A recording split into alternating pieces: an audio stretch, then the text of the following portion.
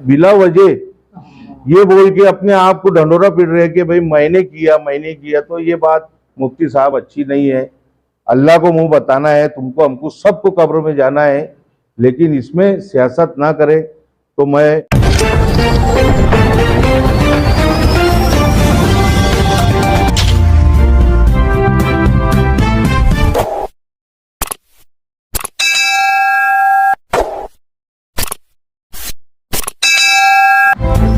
हूं रियाज शाह और आप देख रहे हैं स्टार न्यूज मालेगांव चैनल। आइए नजर डालते हैं कुछ खास खबरों पर। अस्सलाम वालेकुम। मैं अंजुमन मुस्लिम शाह बिरादरी ऑल महाराष्ट्र अध्यक्ष और मेरे साथ बैठे हुए माजी कारपोरेटर अनीस हाजी साहब, रियाज शाह साहब, रईस हाजी साहब, मुख्तार भाई और हमारे अतीक।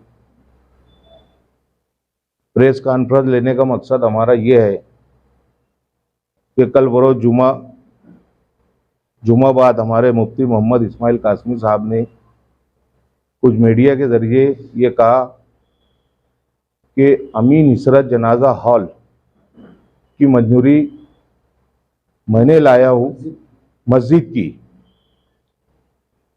अमीन इसरत मस्जिद जो हमारे बड़ा कब्रस्तान के पीछे गेट से आज वहाँ इबादत होती है, तो ये परमिशन उन्होंने लाया। और साथ साथ में उन्होंने ये भी कहा कि मालेगांव शहर के कुछ सियासी और बैरूनी शहर के कुछ सियासी लोग जो है वो सियासी क्रेडिट लेने के लिए ये बता रहे हैं कि ये मंजूरी हमने लाई। असल में ना मैं विधानसभा का इलेक्शन लड़ने वाला हूं, जब शाह बिरादरी का उन्होंने उल्लेख किया, ना डॉक्टर फारूक शाह साहब मालेगांव से उम्मीदवारी करने वाले हैं। फिर उन्होंने ये लफ्ज क्यों कहा? असल में मुफ्ती साहब झूठ बोल रहे हैं। 2014 से आप लोगों को पता होगा, पीछे भी मैं कॉन्फ्रेंस लिया था कि 2014 से हमारे साथ नियाज लोधी साहब जो है, हमारे शहर के मशहूर और मारूफ शख्सियत, मोतबर शख्सियत, इन्होंने मुझसे कहा कि भाई 2014 से साथ में चलते चलते उन्होंने मुझसे कहा कि भाई वक्फ बोर्ड में हमारा जाना हुआ, तो उन्होंने फारूक शाह साहब के काम देखे उन्होंने, और ये कहा कि यार ये तो पूरे महाराष्ट्र के लोग यहाँ आ रहे हैं और मस्जिद मदरसों के, तो ये काम जो है ये कर रहे हैं, तो क्यों ना मालेगांव शहर की जो मेरे वालिद मोहतरम के नाम से अमीन इसरत जो मस्जिद का परमिशन है वो अभी तक हमको नहीं मिला। और मुफ्ती साहब ने 1.5 से 2 साल पहले से वो मामलात में किए, लेकिन वो मामला कुछ हुआ नहीं। तुम फारूक भाई से बोल के ये काम करवा दो। इत्तेफाक से एक टाइम हमारा ऐसा हुआ कि वक्फ बोर्ड के अंदर डॉक्टर फारूक शाह साहब भी और लोधी साहब भी हम मौजूद थे वहाँ पे, और लोधी साहब को मैंने आमदार साहब के कान पे डाल चुका था बात कि यार ऐसा सा मसला है साहब, और ये आखिरत का जरिया है। मैं बोला ये काम तुम कर दो। तो बात उनको जब मैंने रिपीट किया तो लोधी साहब ने वहाँ पे कहा कि भाई मुफ्ती साहब ने काम नहीं किया है, वो मोतेबर आदमी है और मैं मोतेबर आदमी का नाम लेकर बोल रहा हूँ। साहब ये काम अगर आप कर देंगे तो अल्लाह ताला इसका बेहतरीन सजाए खैर देंगे आपको, और आने वाली नस्लें तुमको इसका अजर मिलेगा। इसको आपको बोले मेरे वालिद मोहतरम के नाम से इसकी मंजूरी आप ला के दिला दो। मुफ्ती साहब ने अभी तक लाई नहीं। उसके बाद आमदार साहब ने उनको यकीन दहानी कराई कि भाई मैं मस्जिद के नाम से तुमको परमिशन ला कर दूंगा। मालेगांव शहर के अंदर आज तक 1 या 2 मस्जिदों का जो है परमिशन मस्जिद के नाम से, वरना मदरसों के नाम से परमिशन मिलता है।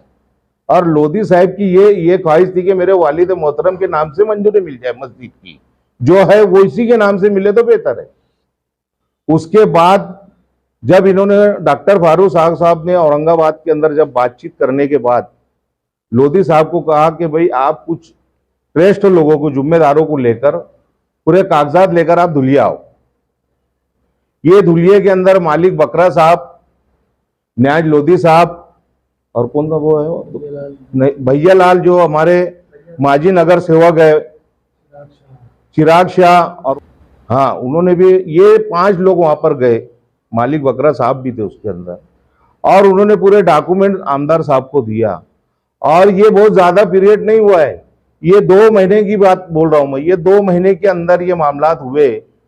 उसके बाद जब आमदार साहब ने उसका यकीन दहानी कराई धुलिये के अंदर के मैं परमिशन ला कर दूंगा, उसके बाद बाकायदा उन्होंने 13 तारीख को ये ऑर्डर ली। और इत्तेफाक से आमदार साहब ने जब सीएम साहब से उसका परमिशन लिया तो डायरेक्टली मेरे को फोन किया कि रहमान भाई गुड न्यूज है, लोधी साहब को बोल दो कि भाई आपका परमिशन हो गया है। उसके बाद 14 तारीख को हम औरंगाबाद के अंदर एक प्रोग्राम के अंदर गए, मीटिंग भी थी हमारी, तो वहां पे लोधी साहब ने बाकायदा डॉक्टर फारूक शाह साहब को दुआएं दी। और उन्होंने ये कहा कि जुमा के रोज, हालांकि उन्होंने ये भी कहा कि भाई शनिचर या इतवार को रखो, क्योंकि वहां के जो इमाम साहब है वो उम्रे के लिए गए, वो उम्रे से आ जाते हैं तो रखेंगे। तो आमदार साहब के पास टाइम नहीं था, जुमा के रोज उनको आना था, तो बोले थे भाई मैं वो ऑर्डर दे दूंगा और चाय पानी करके चला जाऊंगा। तो लोधी साहब ने ये कहा कि भाई सिर्फ चाय पानी नहीं, हम बाकायदा तुम्हारा हौसला अफजाई करेंगे, तुम्हारा शुक्रिया अदा करेंगे। उसके बाद जुमरात के रोज लोधी साहब ने रात में मेरे को फोन लगाए और कहा कि मुफ्ती साहब भी उस प्रोग्राम में रहेंगे। तो मैं बोला कोई बात नहीं, मुफ्ती साहब प्रोग्राम में अगर रहते तो कोई बात नहीं, काम कौन किया? मैं बोला ये मैंने लोधी साहब से सवाल किया, तो लोधी साहब ने कहा कि बोले ये काम फारूक शाह साहब ने किया है। तो मतलब बस वहां पे उनकी उतनी बातें होना चाहिए। और मतलब जब तुम मुफ्ती साहब को बुला रहे तो शहर के शेख आसिफ साहब को भी बुलाओ, एजाज बेग साहब को भी बुलाओ, मुस्तकीम डिग्नेटी साहब को भी बुलाओ, इनू सीसा खानवादे से भी बुलाओ, सबको बुलाओ, क्योंकि आमदार डॉक्टर फारूक शाह साहब ने जब तुमको वो मंजूरी दिलाया है तो सबका काम है मालेगांव शहर के लोगों का, सभी लोगों का, उलमाए कराम का, कि यार वो आदमी ने एक बड़ा काम किया है। उसमें भी ये लोगों ने वहां पे के बोले नहीं मुफ्ती साहब नहीं आएंगे तो प्रोग्राम नहीं होगा। और कल परस्पर मुफ्ती साहब ने मीडिया वालों को बुलाकर ये कहा कि भाई ये काम मैंने किया है। तो मैं मालिक बकरा साहब, न्याज लोधी साहब से और जितने भी भैया लाल भाई है, जितने भी लोग हैं, मैं इनसे कहूंगा कि अगर ये बात मैं गलत बोल रहा हूं तो मैं आज ईसा की नमाज अमीन इसरात मस्जिद के अंदर इंशाल्लाह मैं पढ़ूंगा। और वहां पर इन्होंने हल्फिया बोलना ये काम किसने किया, मैं जब चीज को मानूंगा। गलत पौरकंडा घुमाना, गलत झूठे बातें करना, और किसी की भी उन्होंने तो अल्लाह के लिए किए, उन्होंने अल्लाह के लिए किए। जब वहां पे लोगों ने फिर प्रोग्राम भी कैंसिल कराया, जब मैंने बोला कि शहर के सब तमाम सियासी लोगों को बुला लो, तमाम शहर के उलमाए कराम को बुला लो, क्योंकि काम मस्जिद का है, अच्छा काम करके दिए उन्होंने। तो उन्होंने राजकारण करके कल ये बोलते हैं मुफ्ती साहब कि काम मैंने किया। अब मैं उस बात का गवाह हूं, वो आदमी झूठ बोल रहे हैं, मैं वो उनके झूठ बोलने का मैं निषेध करता हूँ। पेपर भी पता है, पेपर तो देखो अभी ऑनलाइन हो चुका है, और ऑनलाइन आपको पता है कि एक आम नागरिक शासन के तमाम पेपर देख सकता है और निकाल सकता है। एक जिम्मेदार शख्स झूठ कैसे बोल सकता है? तो मैंने हल्फिया बोला हूं ना, हल्फिया। न्याज लोधी साहब मोतबर शख्सियत है ना आप लोगों की नजर में, परहेजगार है, मस्जिद के ट्रस्ट है वो, आप उनको बुलाओ। मैं हल्फिया न तो वो हल्फिया बयान दे रहे हैं। खुद हो गए चल तो साहब जी, आप ऐसा मानते हैं कि न्याज लोधी साहब मुफ्ती साहब को सियासी फायदा पहुंचाने के लिए सब कर रहे हैं? नहीं, वो मजबूर है बेचारे, वो मैं उनसे मिला आज, वो मजबूर है। असल में देखो सच बोलने के लिए जो है ना जिगर लगता, सच बोलने के लिए जिगर लगता, और आज वो आदमी के पास जिगर है लेकिन आज वो कमजोर है। आज एक, हालांकि उनको ये बातें मेरे कान तक भी आई है कि यार मुफ्ती साहब ने बहुत जल्दबाजी में उन्होंने जो बयानबाजी दी है ये उनकी जमीयत में भी है, मतलब मेरे को इल्म हुआ, कहां तक सच है मेरे को नहीं पता।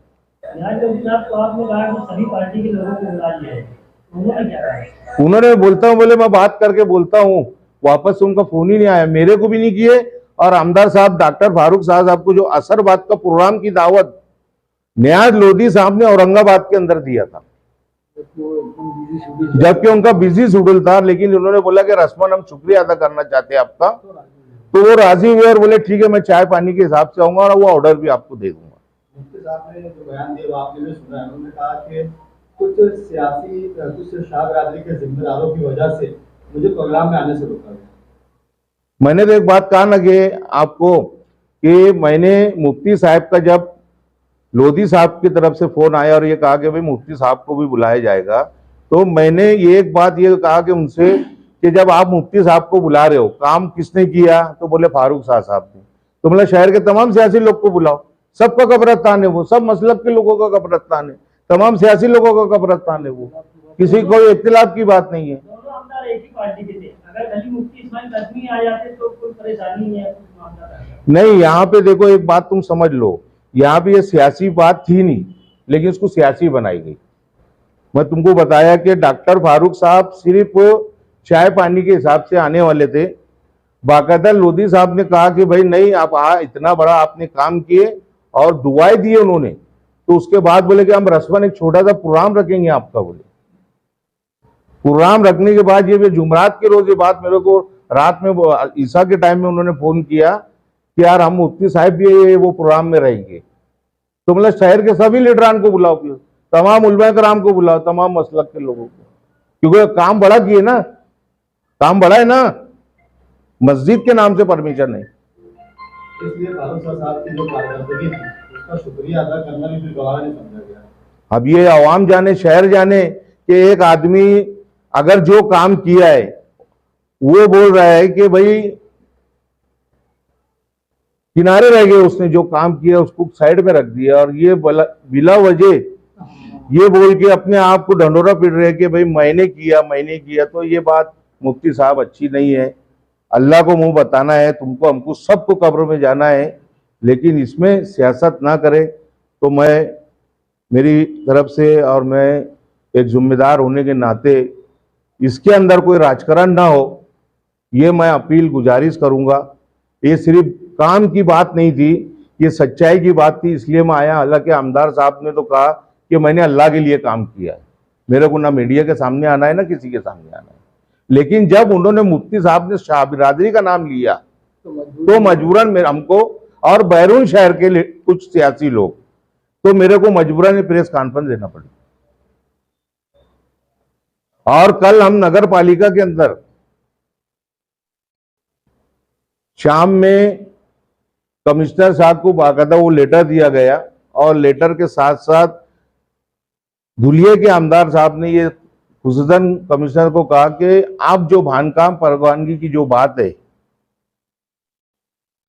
उसको फौरन भानकाम परमिशन दिया जाए, पुलिस का एनओसी मंगा के और उसका संगे बुनियाद रखा जाए और उसका काम शुरू किया जाए। ये ऐसी गुजारिश कमिश्नर साहब से उन्होंने की कि भानकाम परमिशन देना। इस वीडियो को लाइक करें, हमारे चैनल को सब्सक्राइब कर बेल आइकन जरूर प्रेस करें। हम